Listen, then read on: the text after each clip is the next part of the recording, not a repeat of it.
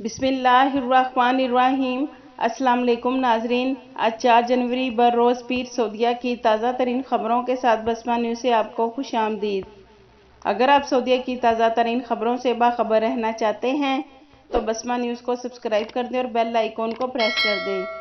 17 ممالک سے آنے والے مسافروں کے لیے نئے ضوابط۔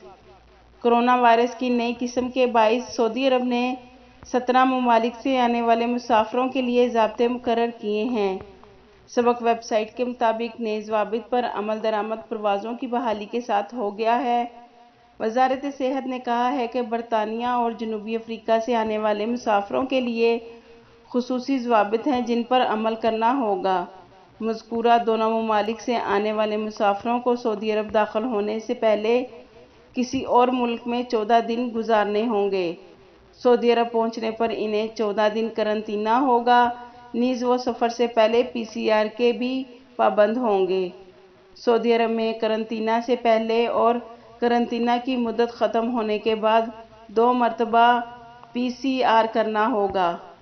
وزارت صحت نے کہا ہے کہ Australia, Singapore, Holland, Canada, Denmark, Iceland, Germany, Hong Kong, Italy, France, Spain, Sweden, Japan اور لبنان سے آنے والے غیر ملکی مسافروں کو گھروں میں 7 دن کے لیے قرنطینہ کرنا ہوگا۔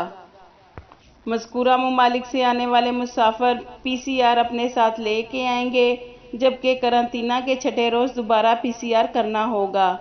وزارت صحت نے کہا ہے کہ مذکورہ بالا 9 کیٹیگریوں کے علاوہ دنیا کے باقی ممالک مسافروں کے لیے ضوابط یہ ہیں کہ انہیں 7 دن گھروں تک محدود رہنا ہوگا یا پھر 3 دن گھر میں رہنے کے بعد PCR کرنا ہوگا۔ وزارت نے کہا ہے کہ یہ ضوابط تا ہدایت ثانی قابل عمل رہیں گے۔ سفری پابندیوں کا خاتمہ، سعودی شہریوں اور تارکین وطن کی بڑی تعداد میں مملکت واپسی۔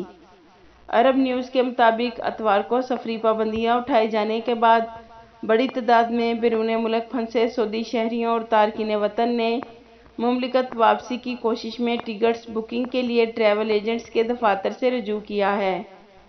خارجہ سعودی عرب میں 2 ہفتوں کے لیے بین الاقوامی مسافروں کے داخلے پر پابندی عائد رہی اور اس دوران فضائی، زمینی اور بحری راستوں سے مملکت میں داخلے کی اجازت نہیں دی گئی۔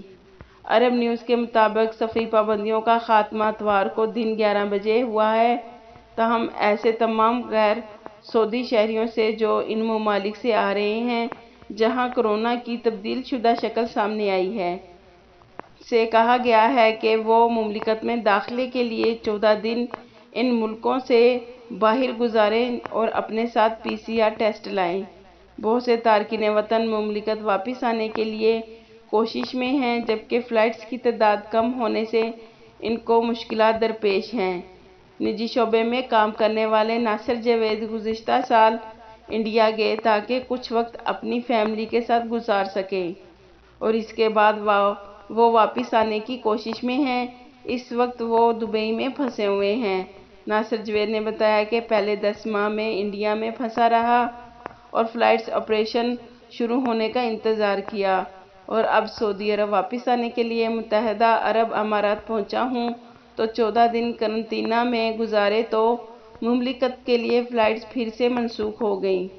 ان کا کہنا تھا کہ دیگر بہت سے افراد کی طرح وہ بھی اپنے ٹکٹ کے اثر نو حصول کی کوشش میں ہیں۔ سعودی عرب کے لیے پہلی دستیاب پرواز ٹکٹ ملنے کے لیے بھی 16 دن تھے اور اب ہم جیسے ورکرز کے لیے اتنے دن ہوٹل کے اخراجات برداشت بہت مشکل سے ہیں۔ ناصر جاوید نے کہا کہ دیگر ایئر لائنز کی پروازوں میں بھی گنجائش نہیں ہے۔ ایک ہی جیسی صورتحال ہے، ایک ہی مسئلہ ہے، اگلے کچھ دنوں کے لیے کسی فلائٹ میں نشست دستیاب نہیں۔ سعودی ریلوے ساز میں زیادہ سامان پر چارجز۔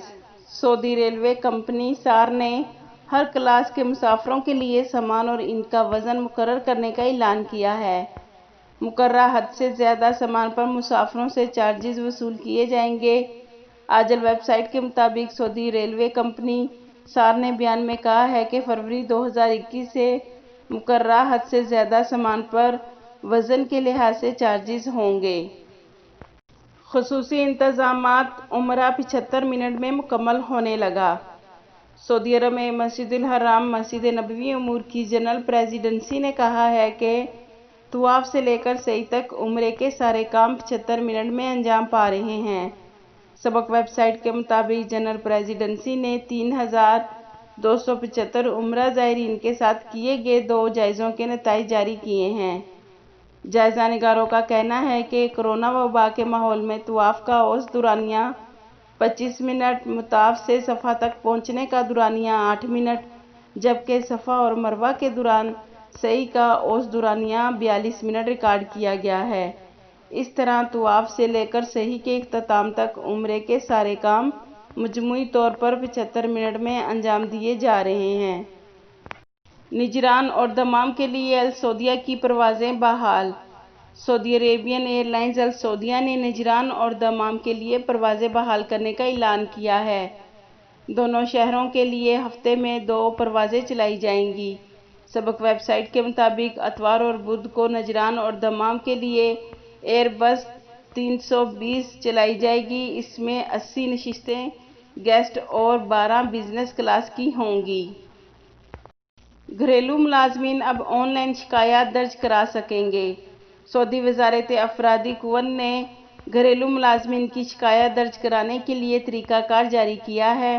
گھریلو ملازمین مسان پلیٹ فارم کے ذریعے آن لائن شکایات درج کرا سکیں گے۔